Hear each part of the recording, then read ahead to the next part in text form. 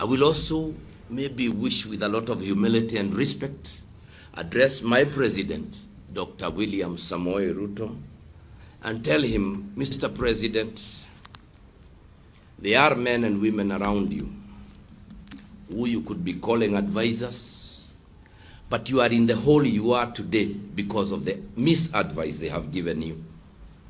And a wise man wakes up one morning, has a retrospection in himself, sees the way things are. It does not matter who is close to you. In politics, it is your skin that matters, and this is a nation whose hands and survival are, whose existence and survival are in your hands. It is important for you now to take action, the best action that you think should be taken.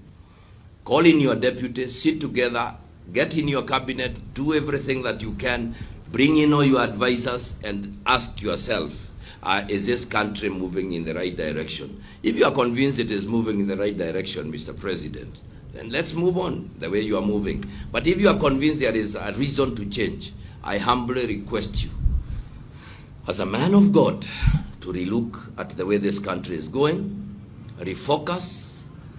You made so many promises, they will not be achieved in this kind of atmosphere. The Gen Zs have made demands. You engaged with them, they told you what they wanted.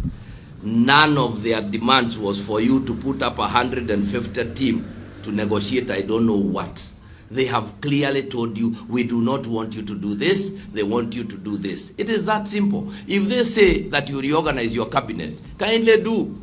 If they say you sack it, do it. There are 50 million Kenyans who can fit in those offices.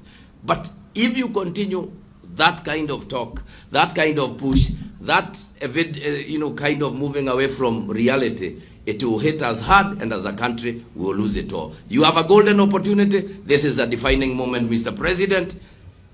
Kindly think about this nation and do the very best you can.